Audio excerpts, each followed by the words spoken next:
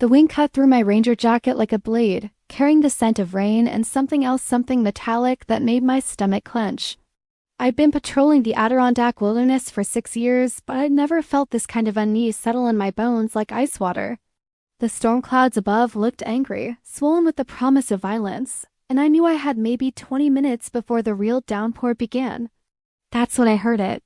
A groan, low and pained, carried on the wind from somewhere beyond the ridge of pine trees ahead. Every instinct I developed as a forest ranger told me to investigate, but something deeper, some primitive warning system inherited from generations of women who'd learned to trust their fear whispered that I should turn around and head back to the safety of the ranger station. I pushed through the undergrowth anyway, my boots crunching on fallen leaves that were already slick with moisture. The sound came again, weaker this time, and I quickened my pace. Whatever was out there was hurt, possibly dying, and I'd taken an oath to protect and serve everyone who entered these woods, no matter how much my gut churned with inexplicable dread. The man was slumped against an ancient oak tree, his expensive-looking dark coat torn and stained with what I immediately recognized as blood. Even semi-conscious and clearly in pain, there was something commanding about his presence that made me pause. He was tall, probably well over 6 feet, with dark hair that was damp with sweat and rain, and the kind of bone structure that belonged in old Italian paintings. His skin had an olive tone that spoke of Mediterranean heritage, and even in his current state I could see the definition of serious muscle beneath his clothes. But it was his hands that made me hesitate. They were large, strong-looking, with calluses that didn't match his obviously expensive clothing. These weren't the hands of someone who spent his days behind a desk. These were hands that had seen violence, had dealt it, had survived it. A thin scar ran along his left knuckles, old and white, the kind you get from fighting with something sharp. His eyes opened as I approached, and I felt my breath catch in my throat.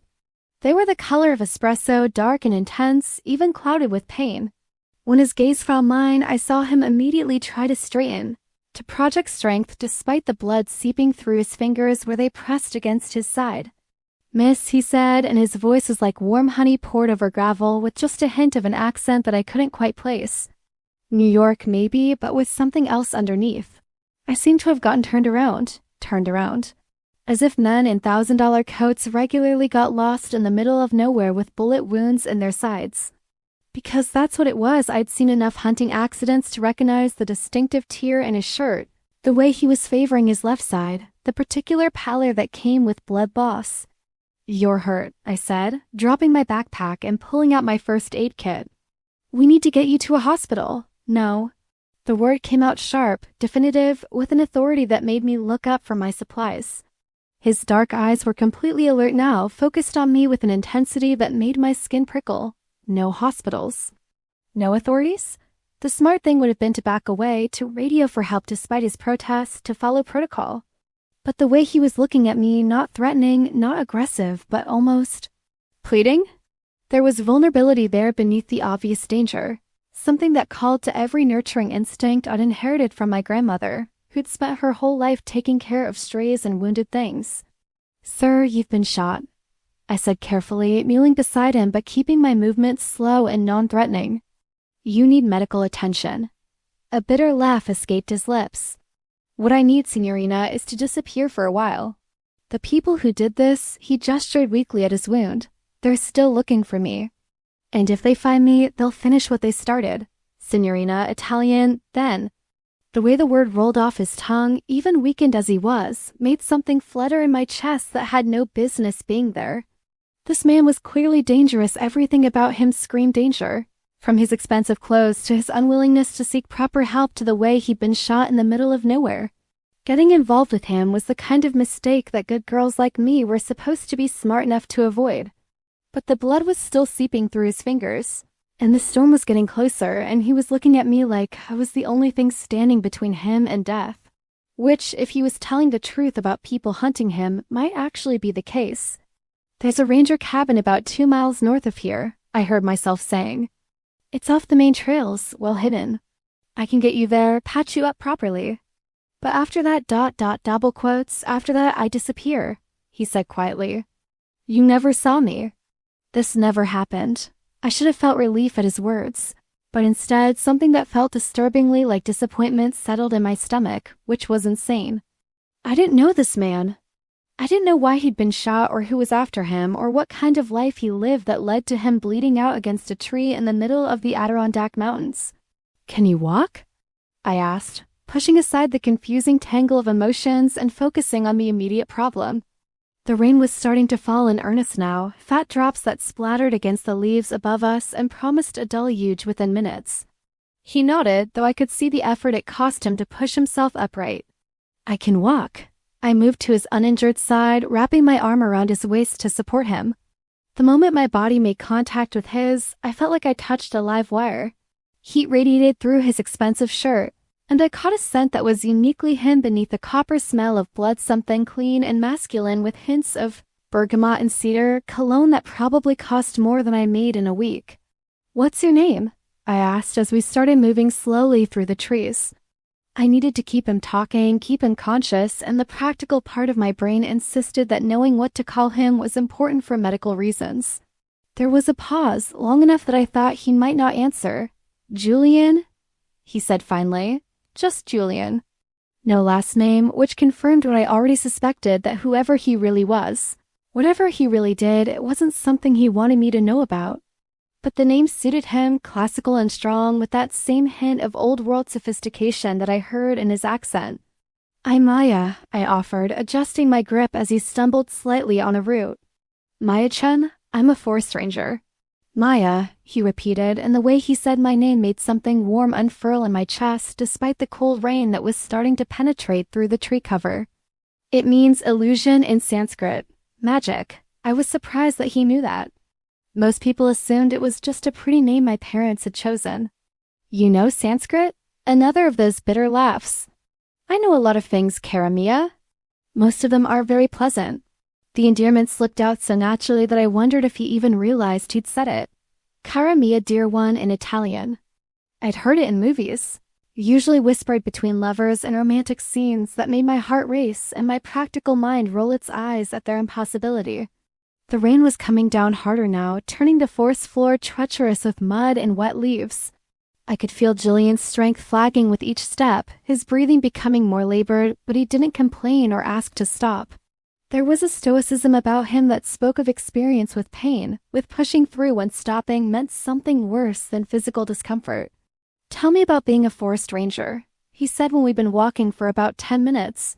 His voice was strained but determined, and I realized he was trying to distract himself from the pain. "It's not very exciting," I said, carefully navigating around a fallen log. "I patrol the wilderness areas, make sure hikers aren't getting into trouble, monitor wildlife populations, maintain trails. I've been doing it for 6 years, ever since I got my degree in environmental science. You live alone out here?" There was something in his tone that made me glance at him sharply, but his expression was neutral, just politely interested. Still, I was careful with my answer. "I have a small house about 15 minutes from the main ranger station. My grandmother left it to me when she died. It's not much, but it's peaceful." What I didn't mention was that the peace had become loneliness more often than I cared to admit. That at 28, I was starting to wonder if I'd chosen solitude over the mess and complication of relationships for so long that I'd forgotten how to connect with people. That sometimes, on nights when the wind howled through the trees and made my little house creak and settle, I felt so isolated that it was like being the only person left in the world. "No family? No boyfriend worrying about you being out in weather like this?" Definitely not a casual question. There was something almost predatory in the way he asked it, though whether he was gathering information for good reasons or bad, I couldn't tell. "My parents live in California," I said carefully. "And no boyfriend." I'm not very good at relationships, which was a massive understatement. My last relationship had ended 2 years ago when David decided that dating a woman who spent most of her time alone in the woods was unhealthy, and that I needed to rejoin civilization if we were going to have a future. He'd wanted me to move to Albany, get a job in an office, start planning for marriage and children and a white picket fence life that felt like suffocation just thinking about it. "His loss," Julian said quietly, and there was something in his voice that made heat pool low in my stomach despite the cold rain and the insanity of the situation. The ranger cabin appeared through the trees like a mirage, small and weathered but solid, with a covered porch that would keep the rain off. I'd stalked it myself just last week. Part of the routine maintenance that kept these emergency shelters ready for lost hikers and unexpected storms. It wasn't much, just one room with a stone fireplace, a narrow bed, and basic supplies, but it would be dry and warm and hidden from anyone who might be looking for a wounded man. Getting Julian up the 3 steps to the porch nearly finished him. By the time I got the door unlocked and helped him inside, his face was gray with exhaustion and pain, and the blood had soaked through his makeshift bandage to stain his expensive shirt beyond salvaging. "Sit," I commanded, guiding him to the single wooden chair near the fireplace. "Don't move." I lit the gas lanterns first, filling the small space with warm, flickering light, then got the fire started while water heated on the small camp stove. Julian watched me work with those intense dark eyes, and I found myself hyper-aware of his gaze tracking my every movement. There was something almost hypnotic about the way he looked at me, as if he was memorizing every detail for reasons I couldn't fathom. "You're very efficient," he observed when I knelt beside him with my expanded first aid supplies and a basin of warm water. "I've had practice." "You'd be surprised how many people get lost in these woods and hurt themselves trying to find their way out." I started cutting away his shirt, trying to ignore the way my hands trembled slightly as more of his chest was revealed. "Though I have to say, you're my first gunshot wound." His torso was a work of art and a roadmap of violence all at once. Defined muscles spoke of serious time spent in the gym or doing physical labor, but Scar's old ones, white and faded, told stories of a life that involved regular danger. A long, thin line across his ribs that looked like a knife wound. Round marks on his shoulder that could only be bullet scars. And something on his back when he leaned forward that looked disturbingly like a burn mark in the shape of something deliberate. "Madonna," he hissed when I started cleaning the current wound. "Your hands are gentle, but this still hurts like hell." I found myself smiling despite the gravity of the situation. "Sorry, but I need to make sure there's no fabric or debris in there before I bandage it. The good news is that it looks like the bullet went straight through.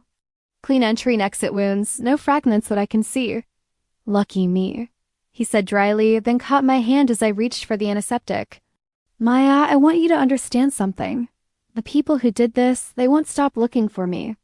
And if they find me here with you ... The quotes, his grip tightened slightly, and I could feel the controlled strength in his fingers, the potential for violence that he was keeping carefully leashed. "I would never forgive myself if you got hurt because you helped me. Who are they?" I asked, though part of me wasn't sure I wanted to know the answer.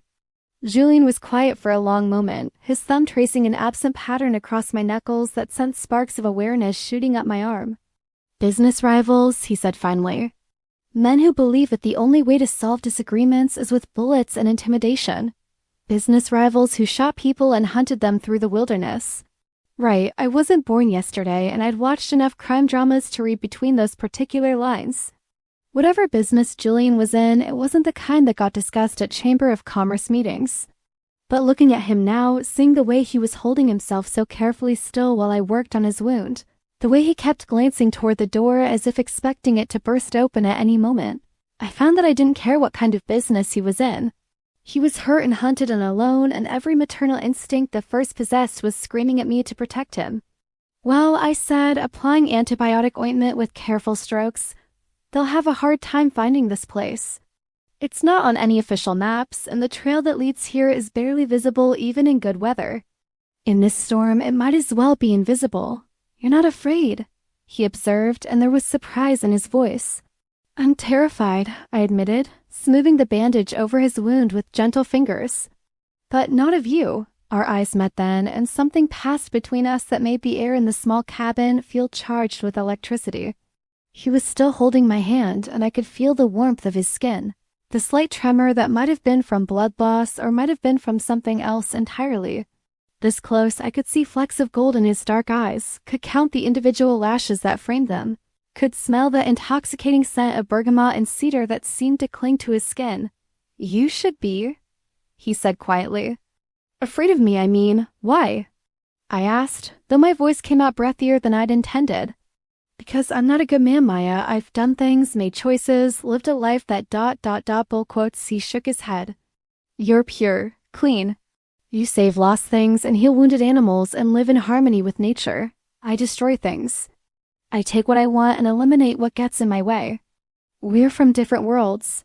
"Maybe," I agreed, finishing with his bandage and sitting back on my heels. But right now, in this moment, you're just a man who needs help. And I'm a woman who knows how to give it. The storm outside had intensified. Rain lashing against the windows and wind howling through the trees with a ferocity that made the cabin feel even smaller and more isolated.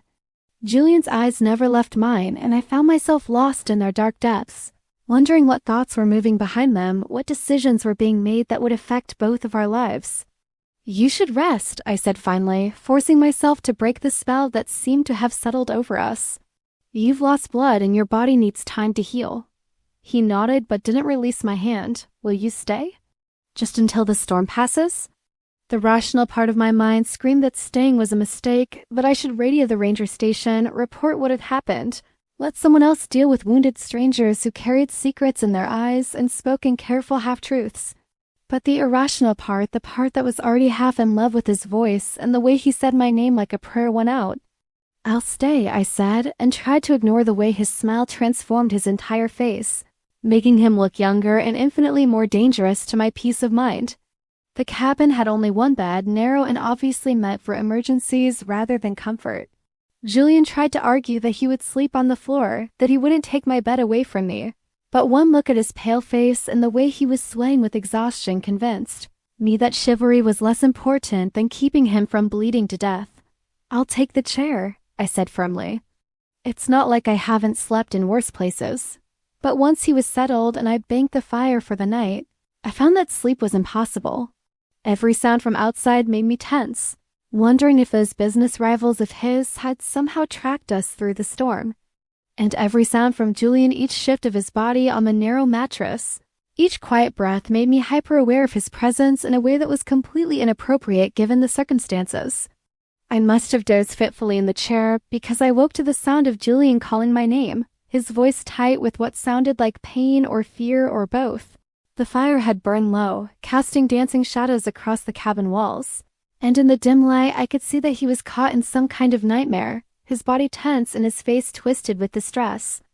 "Julian," I said softly, moving to the bed and sitting carefully on its edge. "You're safe. You're dreaming." His eyes snapped open, wild and unfocused for a moment before they found mine. Without warning, his hand shot out and grasped my wrist, his grip strong enough to bruise, and for the first time since I'd found him, I felt a genuine spike of fear. This was what he'd been warning me about, I realized. This was the dangerous man beneath the wounded exterior. But then recognition flooded his expression and his grip loosened immediately, his thumb moving in an apologetic caress over the spot where his fingers had pressed too hard. "Maya," he breathed, and my name sounded like a confession on his lips. "I'm sorry, I thought ... He shook his head. "I thought you were someone else." "Who?" I asked, though I wasn't sure I wanted to know. Someone who shouldn't have been able to find me. His dark eyes searched my face in the firelight, and I could see the struggle playing out in their depths. Someone I heard a long time ago. The smart thing would have been to return to my chair to maintain the distance that safety required. Instead, I found myself shifting closer, drawn by something in his voice that spoke of guilt and regret and a pain that went deeper than any physical wound. "Tell me," I said quietly. Julian was silent for so long that I thought he wouldn't answer. When he finally spoke, his voice was barely above a whisper, as if he was afraid that speaking too loudly would make his confession more real. Her name was Isabella. She was young, beautiful, innocent. She worked in our family's restaurant in Little Italy, and I used to go there sometimes for lunch. She had these eyes so full of life and hope, and she always smiled at me like I was just another customer instead of ... He trailed off, his jaw clenching. I always smiled at me like I was just another customer instead of ... He trailed off, his jaw full of life and hope. Instead of what? I prompted gently. Instead of what I really was. What I am. His gaze found mine again, and I saw a bleakness there that made my heart ache. She started to care for me, and I let her. I knew better, knew what my world could do to innocent people, but she made me feel human again. Made me remember what it was like to want something good and pure instead of just power and respect. I waited, sensing that there was more, that the real pain was still coming. "They took her," he said finally, and his voice broke just slightly on the words. "My enemies. They took her to get to me, to make me suffer. And by the time I found her..." He closed his eyes, his hand tightening around mine. She was already gone. Died because she made the mistake of caring about a man like me. The anguish in his voice was raw, real, and it cut through me like a blade. Without thinking, I reached out with my free hand to touch his cheek, feeling the rough stubble beneath my palm, the warmth of his skin, the slight tremor that ran through him at my touch. That wasn't your fault, I said firmly. You didn't pull that trigger. Didn't I? His eyes opened again, meeting mine with an intensity that took my breath away. Every choice I'd made up to that point led to her death. Every enemy I created, every line I crossed, every compromise I'd made with my conscience. She died because of who I am, what I've done. And is that why you won't go to a hospital? Why you're running instead of fighting back? Because you're afraid of what might happen to innocent people who get caught in the crossfire. He studied my face for a long moment as if he was seeing something there that surprised him. You're very perceptive. I am a good listener, I said. And I understand guilt. What could you possibly have to feel guilty about? I smiled sadly, thinking of my grandmother, of the last conversation we'd had before she died. My grandmother raised me after my parents moved to California for work. She was everything to me: mother, father, best friend, teacher. And when she got sick, really sick, she asked me to move back home, to spend her last months with her, but I was selfish. I was 25, starting my career, dating someone I thought I might marry. I promised her I'd come for Christmas, that we'd have time to talk then. Julian's thumb traced gentle circles on my wrist, encouraging me to continue. She died 2 weeks before Christmas. Alone in a hospital room, while I was planning my future and assuming she'd always be there waiting for me. The tears I thought were long since shed threatened to return. If I'd been there, she wouldn't have died alone. She deserved better than that. And that's why you live out here now? Taking care of everyone else who gets lost? His insight was uncomfortably accurate. Maybe, I don't know. All I know is that sometimes people need help, and if I can give it, I should. Regardless of the consequences, even when the person you're helping is dangerous. I looked at him then, really looked at him. Took in the scars that told stories of violence, the expensive clothes that suggested wealth gained through questionable means, the careful way he watched doorways and windows even when he was wounded and exhausted. He was right, he was dangerous. Everything about him screamed danger, from his obvious physical strength to the authority in his voice to the way he grabbed my wrist with reflexes that spoke of a life where violence was commonplace. But I also saw the way he tried to warn me away from him, the genuine anguish when he talked about Isabella, the careful gentleness of his touch when he'd realized he'd frightened me. Whatever else he wasn't cruel. He wasn't a monster who hurt people for the pleasure of it. He was a man who'd made choices and lived with their consequences, who carried the weight of his mistakes and tried to protect the innocent from the fallout. Especially then, I said quietly. Something shifted in his expression, a wall crumbling that I hadn't even realized was there. Without warning, he pulled me down toward him, one hand tangling in my hair as his lips found mine in a kiss that tasted like gratitude and desperation, and something that might have been the beginning of love. I should have pulled away. Should have remembered that I barely knew him, that he was hiding things from me, that getting involved with him was the definition of dangerous stupidity.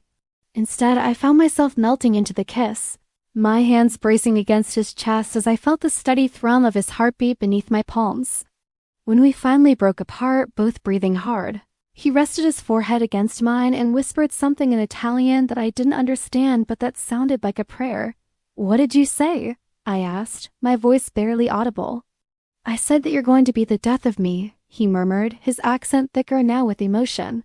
"And that I've never wanted anything more in my life."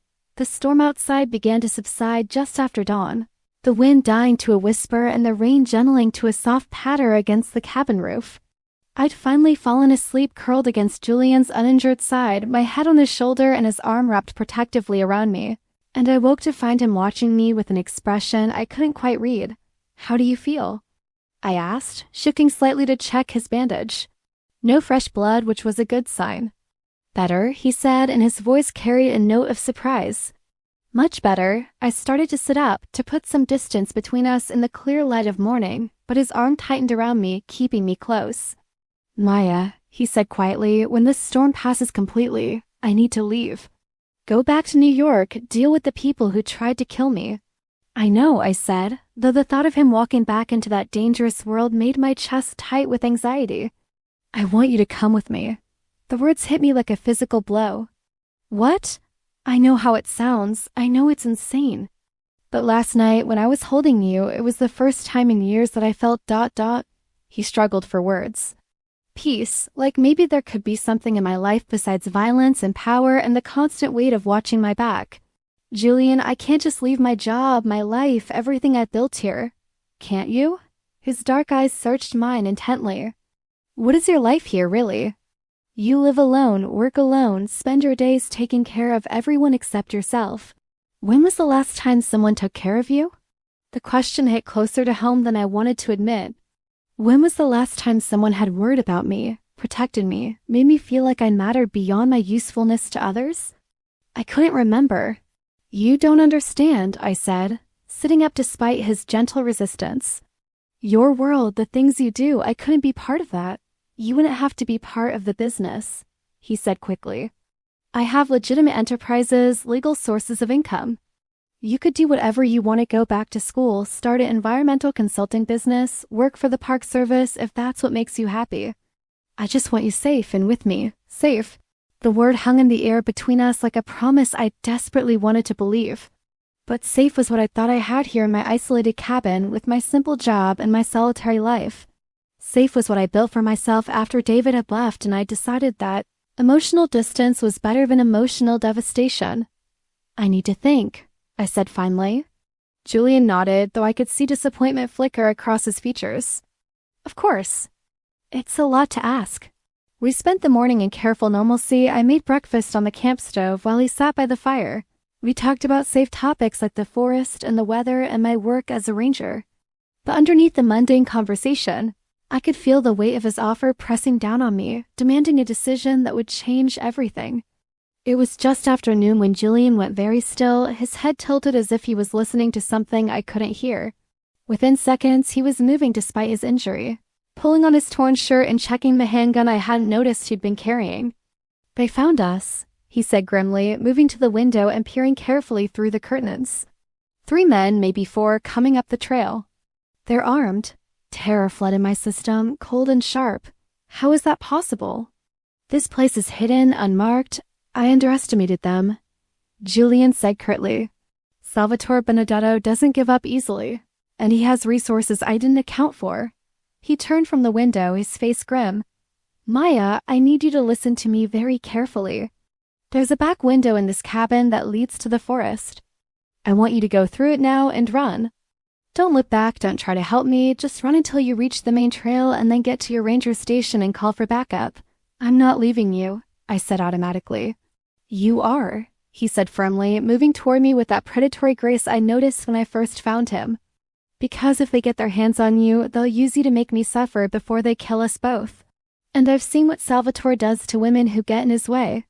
The sound of footsteps on the cabin's porch made us both freeze.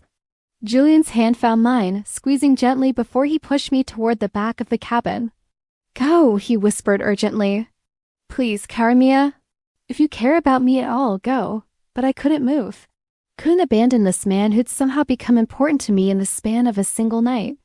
Instead, I found myself thinking about my grandmother, about the regret I carried for not being there when she needed me most. I'm not leaving you to die alone, I said quietly. And I saw something that might have been love flash in his dark eyes before the front door exploded inward.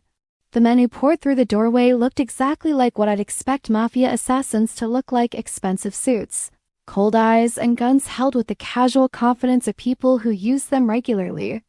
The one in front was older, maybe 50, with silver-streaked hair and the kind of face that suggested he'd done terrible things and slept well afterward.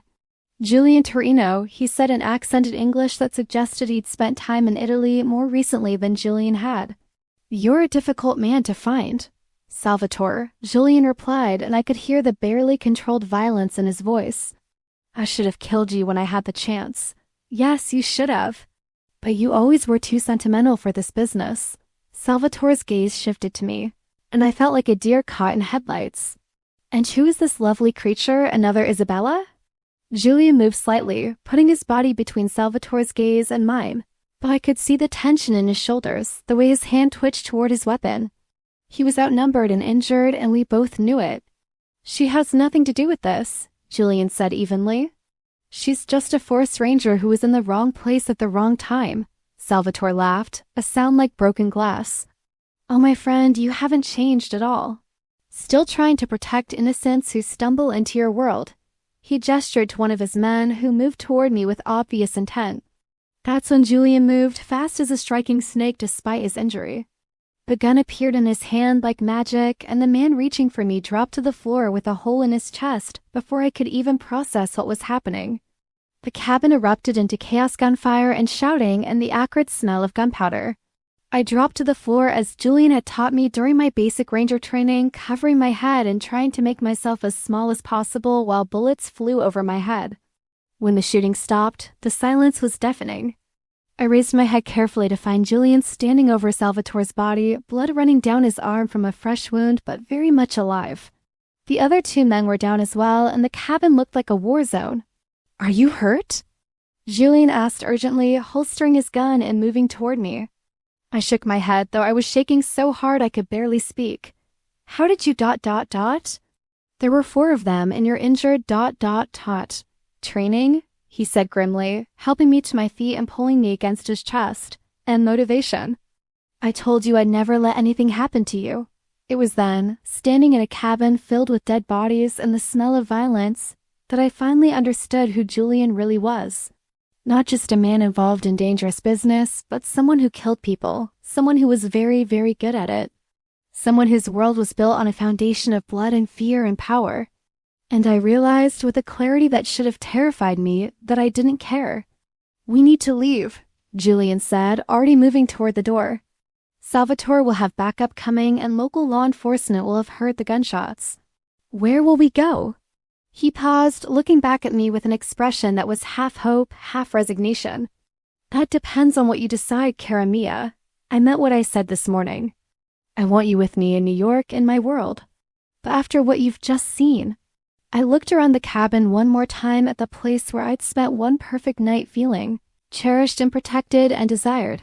Where I'd kissed a man who tasted like danger and promises and the possibility of a life bigger than anything I'd ever imagined. Then I looked at Julian, this beautiful, dangerous man who'd somehow managed to find his way into my heart despite every rational argument against it. I'll need to pack some things, I said quietly.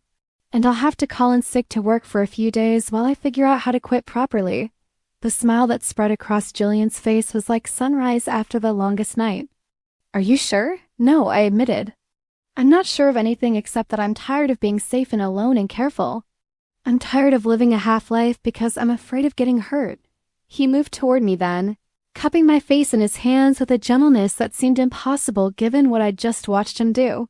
I can't promise you safety, he said seriously.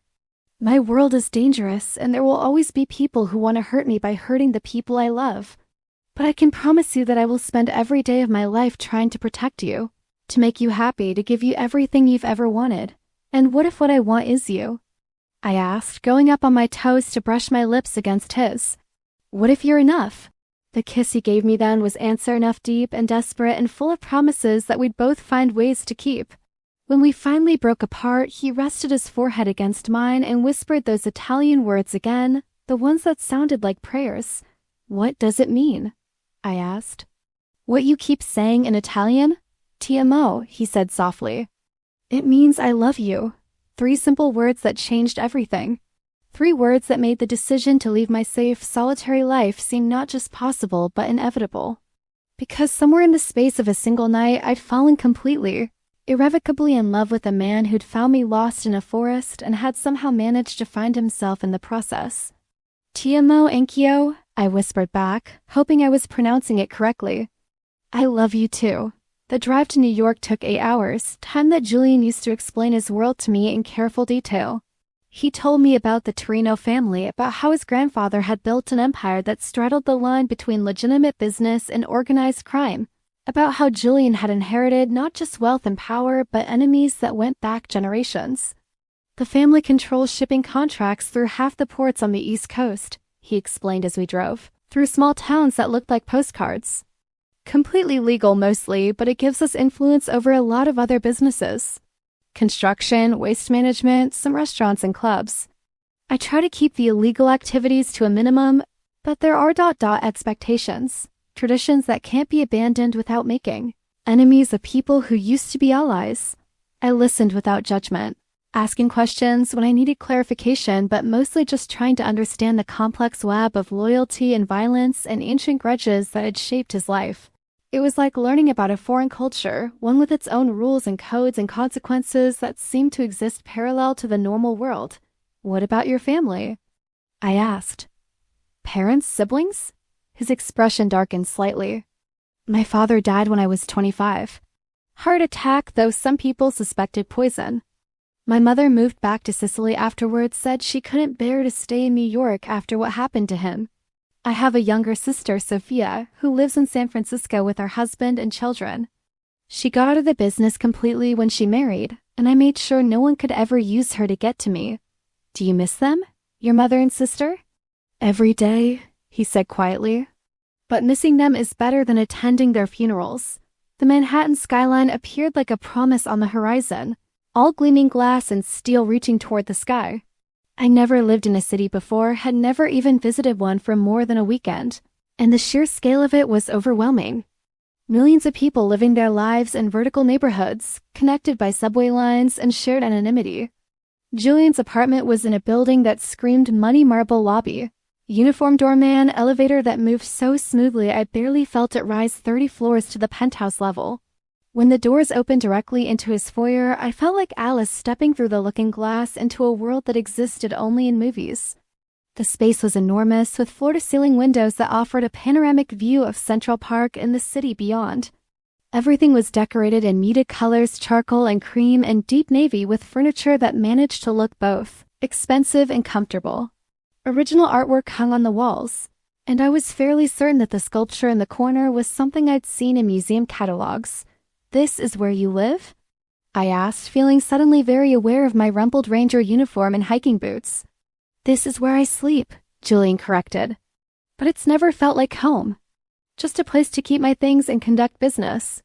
A woman appeared from what I assumed was the kitchen, middle-aged, with silver-strutted hair pulled back in an elegant bun and wearing clothes that suggested she was more than just hired help. She took one look at Julian's bandaged arm and torn shirt and immediately launched into a rapid stream of Italian that I couldn't understand, but that clearly involved a great deal of scolding. English, Valentina, Julian said mildly. We have a guest. Valentina's sharp gaze shifted to me, and I felt like I was being evaluated for some purpose I couldn't fathom.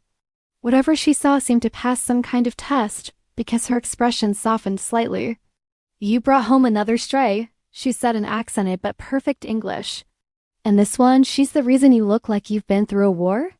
This one, Julian said, moving to wrap his uninjured arm around my waist, is the reason I'm alive. Maya, meet Valentina Rossi. She's been taking care of me since I was 15, and she has opinions about everything, especially about the women you bring home. Valentina said dryly, though I caught the hint of approval in her voice. Most of them are decoration. This one, she has substance. I felt heat rise in my cheeks. It's nice to meet you. Valentina said, circling me like I was a piece of furniture she was considering purchasing. You're not what I expected. What did you expect? I asked, genuinely curious. Someone flashier, younger, with fewer brains and more silicone. She shot a pointed look at Julian. The kind he usually wastes time on. Valentina, Julian warned, though he was smiling. What? I speak only truth. You have terrible taste in women, Julian. Until now, maybe. She turned back to me. You can cook? Some, I said, taken aback by the unexpected question. Good. Men like Julian, they think they can live on espresso and determination, but they need real food. And you're too skinny. I can see your ribs through that shirt. Before I could respond, she was bustling back toward the kitchen, muttering in Italian about stubborn men and women who didn't eat enough. Julian chuckled, pulling me closer against his side. She likes you, he said. How can you tell? She didn't threaten to throw you off the balcony. That's practically a warm welcome from Valentina. He showed me around the apartment, which seemed to go on forever, bedrooms and offices and a library that made my heart skip with its floor-to-ceiling shelves and rolling ladders. The master suite was bigger than my entire cabin, with a bed that could sleep 6 people and a bathroom that included both a jetted tub and a shower with enough room for a small party. Julian, I said, standing in the walk-in closet that was larger than most people's bedrooms. I don't think I have enough clothes to fill even one corner of this space. We'll fix that, he said easily. Tomorrow we'll go shopping. Get you everything you need.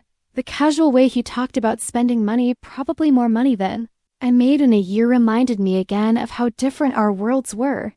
I'd lived my entire adult life on a ranger's salary, carefully budgeting for necessities and saving for the occasional luxury. Julian apparently bought apartments that cost more than most people would see in a lifetime and thought nothing of it. I can't let you buy me a whole new wardrobe, I said carefully. Julian paused in the middle of hanging up his jacket, turning to face me with a serious expression. Maya, you need to understand something. In my world, the way you dress, the way you present yourself, it's not about vanity. It's about safety. If you're going to be with me, people will assume you're under my protection. And that means you need to look like someone who belongs in that position. What does that mean, exactly? It means expensive clothes, professional styling, jewelry that makes a statement about your value to me. He moved closer, his hands settling on my shoulders. I know it sounds shallow, but appearance is power in my world. And if people think you're valuable to me, which you are, more valuable than anything else I own, then they'll think twice before trying to hurt you. The logic was sound. Even if it made me uncomfortable, and if I refuse? Then you refuse, and we find another way to keep you safe. But Maya, I'm asking you to trust me on this. I've been navigating this world for 15 years. I know how to protect what matters to me. What matters to me? The phrase sent warmth spreading through my chest, even as the practical part of my mind cataloged all the ways that being valuable to a mafia boss could be just as dangerous as being worthless. Okay, I said finally. But I want to understand the rules, all of them. I don't want to accidentally do something that puts either of us in danger because I didn't know better. Relief flickered across his features. Of course, we'll start tomorrow with Anthony. Who's Anthony? My second in command. My oldest friend and the man who'll teach you everything you need to know about staying alive in this business. That night, lying in Julian's enormous bed with his arms wrapped around me and the lights of Manhattan twinkling beyond the windows, I tried to process everything that had changed in my life in the span of 48 hours. 2 days ago, I'd been a solitary forest ranger with a simple, predictable life. Now I was the girlfriend. Was that what I was? Of a mafia boss, living in a penthouse apartment and preparing to learn the rules of a world where appearance was armor and violence was always lurking beneath the surface of polite conversation. Are you having second thoughts? Julian asked quietly, and I realized he'd been watching me think. Every few minutes, I admitted. But not about you. About whether I'm strong enough for this. Whether I'm smart enough to navigate your world without getting us both killed. You saved my life, he pointed out. Twice if we're counting emotional salvation along with physical. I think you're stronger than you realize. I turned in his arms so I could see his face in the dim light filtering through the windows. What happens now? I mean, practically speaking. Do I meet your associates? Go to family dinners? Pretend to be something I'm not? You be yourself, Julian said firmly. That's all I want, all I've ever wanted. The only difference is that you'll be yourself while wearing better clothes and carrying protection and understanding that some conversations stop when you enter the room. Protection? A gun, he clarified. And training to use it. Non-negotiable, cara mia. If you're going to be in my life, you need to be able to defend yourself when I'm not there to do it for you. The thought of carrying a weapon, of potentially having to use it, sent a chill down my spine. But I'd seen what Julian's enemies were capable of, had witnessed firsthand how quickly violence could erupt in his world.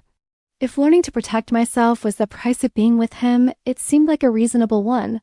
Will you teach me? I asked. I'll start, but Anthony will finish your education. He's a better teacher than I am, more patient. And he's been keeping people alive in this business longer than anyone I know. I snuggled closer to Julian's warmth, breathing in that scent of bergamot and cedar that had become synonymous with safety in my mind. I love you, I said quietly. I know it's crazy, I know it's too fast, but I do. Ti amo anch'io, he murmured against my hair. And nothing about love has ever made sense to me before you. Sleep came easier than I'd expected, wrapped in Julian's arms with the steady rhythm of his heartbeat beneath my ear. For the first time in longer than I could remember, I didn't feel alone. Didn't feel like I was responsible for taking care of everyone else without anyone to take care of me. Julian's presence was like a shield against the world, promising that whatever challenges lay ahead, I wouldn't have to face them by myself. I woke to the smell of espresso and something that might have been fresh pastries, along with the murmur of voices speaking rapid Italian somewhere in the apartment. Julian was still sleeping beside me, his face peaceful in the morning light, and I took a moment to study him without the intensity of his attention focused on me. He was even more beautiful in sleep. The harsh lines of authority softened, the wariness that seemed to be his default expression replaced by something that looked almost innocent. Scars that spoke of violence were still visible across his chest and arms, but they seemed less threatening somehow, just part of the story that had led him to me. "Buongiorno, cara mia," he said without opening his eyes, and I realized he'd been awake the entire time I'd been studying him. "How did you know I was looking at you?" I could feel it. His eyes opened, dark and warm, and immediately focused on my face. "I always know when you're looking at me. That's a useful skill in your line of work, I imagine. Very useful. It's kept me alive more than once." He stretched, wincing slightly as the movement pulled at his bandaged side. "How did you sleep?" "Better than I have in years," I admitted. "How do you feel?" "Like a new man," he said, and the sincerity in his voice made my chest tight with emotion. Valentina had prepared a breakfast that looked like it belonged in a five-star restaurant, fresh pastries, perfectly prepared eggs, fruit that probably cost more per pound than I used to spend on groceries in a week. She also provided a running commentary on everything from Julian's eating habits to his choice in previous girlfriends, all delivered in a mixture of English and Italian that somehow managed to be both scolding and affectionate.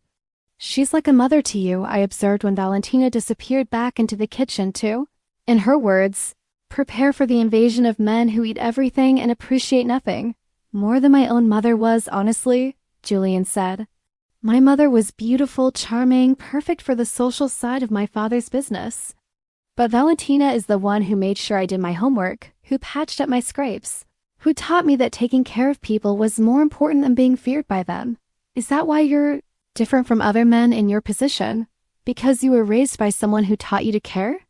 Julian considered this, sipping his espresso while he thought. "Maybe. Most men in this business, they're raised to see people as either assets or threats. Valentina taught me to see them as human beings first. It's made me some enemies among the old guard, but it's also earned me loyalty that goes deeper than fear." The sound of the elevator arriving interrupted our conversation, and Julian immediately shifted into a different mode, still relaxed, but alert, his attention focused on the foyer where I could hear voices and footsteps approaching. "That'll be Anthony," Julian said, standing and offering me his hand. "Ready to meet the man who's going to teach you how to survive in my world." Anthony Marcelli was not what I'd expected. I'd been picturing someone like the men who'd attacked us in the cabin cold, intimidating with the kind of face that suggested casual familiarity with violence. Instead, the man who appeared in Julian's dining room looked more like a college professor, complete with wire-rimmed glasses and a thoughtful expression. He was probably 40, with prematurely gray hair and the kind of build that suggested he stayed in shape without obsessing about it. His clothes were expensive but understated, and when he smiled at me, it was warm and genuine. "So you're the woman who's managed to tame our Julian," he said, offering me his hand. "I'm Anthony. It's a pleasure to meet you, Maya," I said, accepting his handshake. "And I don't think Julian is the type of man who gets tamed by anyone," Anthony laughed. "You're absolutely right. Reformed maybe, civilized, but never tamed." His expression grew more serious as he turned to Julian. "How bad was it?" "Bad enough," Julian said grimly. "Salvatore brought 3 men to a cabin in the middle of nowhere. He was serious about finishing this. And now? Now he's not a problem anymore. But we need to assume he wasn't working alone, that there are others who might decide to continue his work." Anthony nodded, his expression thoughtful. "I'll reach out to our contacts, see what the temperature is like. In the meantime, we should get Maya up to speed as quickly as possible." "Up to speed on what, exactly?" I asked. Anthony's attention shifted to me, and I found myself being evaluated with the same intensity that Valentina had shown, though his assessment felt more clinical, more focused on potential threats than personal worthiness. "Self-defense, first and foremost," he said. "Firearms training, situational awareness, basic first aid.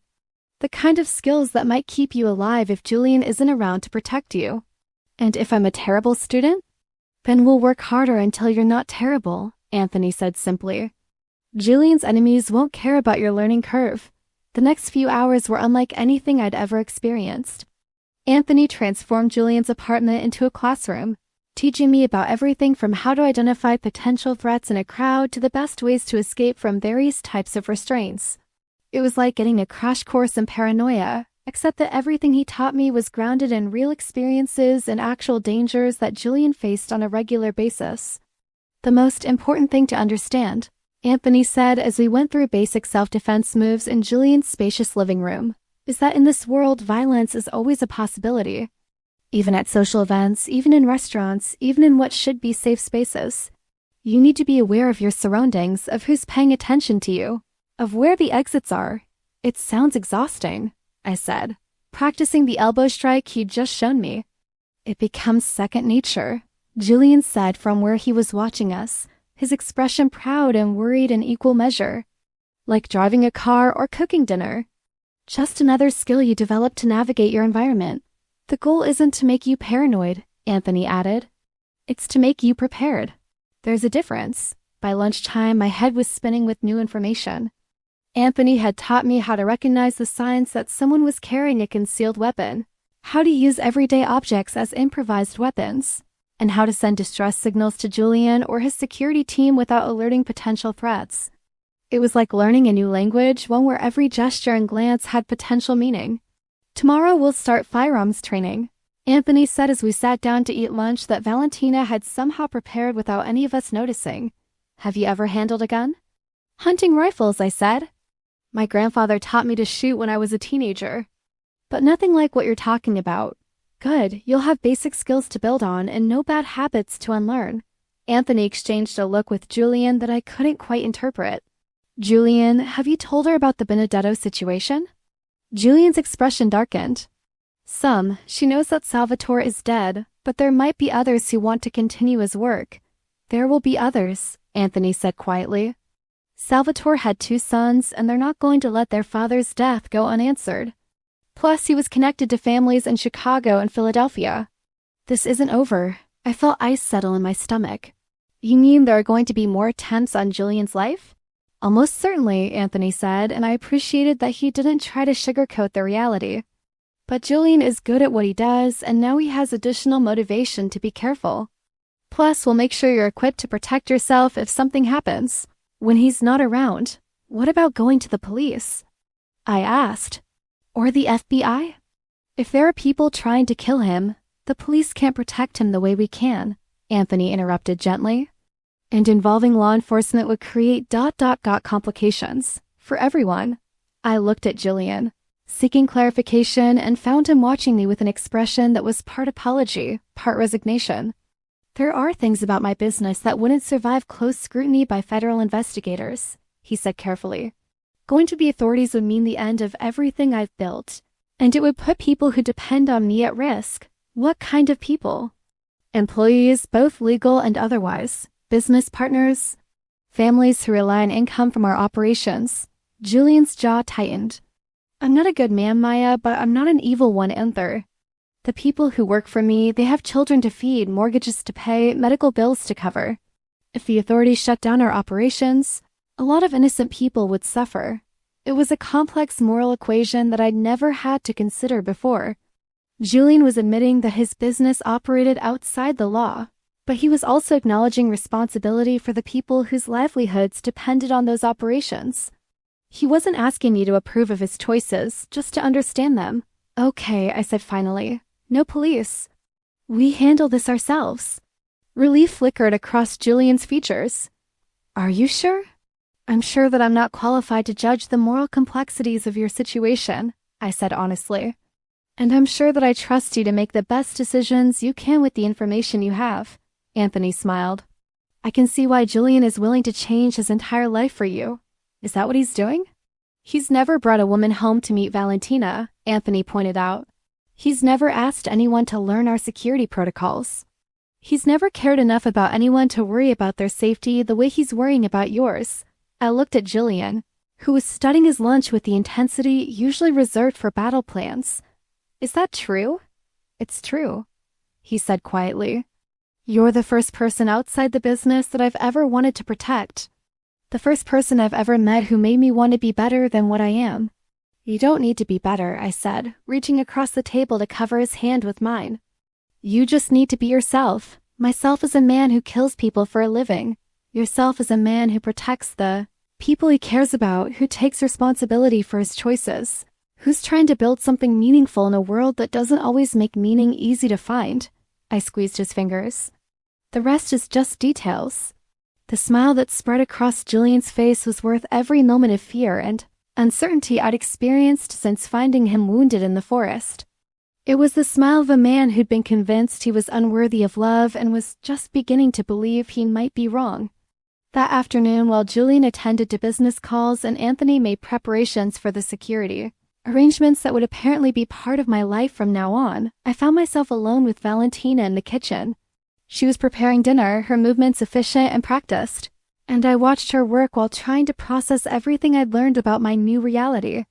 You have questions, Valentina said without looking up from the pasta she was rolling by hand.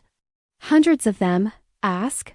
I considered where to start, settling on the question that had been nagging at me since I'd first met her. How long have you been part of Julian's life? Since he was 15. His mother hired me as a housekeeper when his father's business started requiring more entertaining, more formal dinners. But Julian, he was just a boy trying to become a man in a world where childhood ends very early. Valentina's hands stilled on the pasta dough. His father was complicated, powerful but not always wise. And his mother, she was beautiful and charming, but she didn't understand that Julian needed more than beauty and charm to survive what was coming. What was coming? The violence that follows men like his father. But choices that had to be made when Julian was too young to make them properly. Valentina resumed her work, her movements more aggressive now. When his father died, Julian was thrown into a world he wasn't ready for. I made sure he ate, that he slept, that he remembered he was still human underneath all the power and responsibility. You love him, like my own son. The son I never had. Valentina looked up at me then, her eyes sharp and assessing. And now he loves you. Which means you become my responsibility too. I can take care of myself. Can you? Can you take care of yourself in a world where people will try to kill you just to hurt the man you love? Can you take care of yourself when every choice you make reflects on Julian's reputation and affects his safety? I felt the weight of those questions settle on my shoulders like a lead blanket. I'm beginning to understand that there's a lot more to this than I realized. There is. But Julian, he's worth the complexity. He's a good man trying to do right in a world that doesn't reward goodness. And if you can love him despite his flaws, despite the dangers, then maybe you can help him become the man he wants to be instead of just the man he has to be. What kind of man does he want to be? Valentina smiled, the first truly warm expression I'd seen from her. The kind of man who comes home to a woman who loves him for who he is, not what he owns. The kind of man who protects people because he cares about them, not because they're useful to him. The kind of man who builds something lasting instead of just surviving day to day. And you think I can help him become that man? I think you already have. I've known Julian for 13 years and I've never seen him as happy as he's been since he came home with you. Whatever you did to him out there in that forest, it changed something fundamental. That evening, after dinner and after Anthony had left and after Julian had finished his business calls, we sat together in his study while he worked on what he called legitimate business, and I read a book from his extensive library. It was surprisingly peaceful, this domestic quiet, and I found myself imagining a life filled with evenings like this one. Maya, Julian said eventually, looking up from his laptop, I need to ask you something, and I need you to be completely honest with me. Of course. Are you staying with me because you love me? Or because you're afraid of what might happen if you try to leave? The question caught me off guard. What do you mean? I mean that you've seen what my world is like, how violent it can be. You know that being with me puts you in danger, but you also know that trying to go back to your old life now might be even more dangerous. I need to know that you're here because you want to be, not because you feel trapped. I closed my book and turned to face him fully. Julian, do you remember what I said to you in the cabin? When those men came for you and you told me to run? You said you weren't leaving me to die alone. And do you remember why I said that? Because you regretted not being there when your grandmother died. Partly, but mostly because I realized that losing you would hurt more than any danger we might face. Together, I stood up and moved to his chair, settling on his lap and wrapping my arms around his neck. I'm not staying with you because I'm afraid to leave. I'm staying because leaving would mean giving up the best thing that's ever happened to me. Julian's arms came around me, holding me tight against his chest. Even knowing what you know now? About the violence, the constant vigilance, the way this life will change everything about your future? Especially knowing that, I said firmly. Because it means I'm making this choice with my eyes wide open. I'm not some naive girl who stumbled into something she doesn't understand. I'm a woman who knows exactly what she's choosing and why. TMO, Julian whispered against my hair, and the words carried a weight of relief and gratitude and pure love that made my chest tight with emotion. TMO Ankyo, I whispered back, and settled more comfortably against him to listen to the steady rhythm of his heartbeat while he finished his work. Outside the windows, Manhattan glittered like a sprawl of fallen stars. 8 million people living their lives in careful ignorance of the hidden world of power and violence and ancient loyalties that existed parallel to their own. Somewhere in that glittering darkness, Julian's enemies were planning their next move, strategizing ways to hurt him and destroy what he'd built. But inside this apartment, in the circle of Julian's arms, I felt safer than I'd ever felt in my life. Whatever challenges lay ahead, whatever dangers we would face them together. And that, I thought as I drifted toward sleep against Julian's shoulder, was worth any risk. 3 months later, I stood in the bathroom of Julian's penthouse, staring at a small plastic stick that held the power to change everything. 2 lines. Unmistakably positive. I was pregnant with the child of a mafia boss, carrying a baby who would inherit a legacy of both love and violence that I was still learning to navigate. Maya? Julian's voice came from the bedroom, worried. Is everything all right? I looked at myself in the mirror at the woman I'd become since leaving my quiet forest ranger life behind. My hair was professionally styled now, falling in soft waves around my shoulders. I wore clothes that cost more than I used to make in a month, and I'd learned to move through Julian's world with confidence and grace. But underneath all the external changes, I was still the same woman who'd found a wounded man in the forest and chosen to help him despite the danger.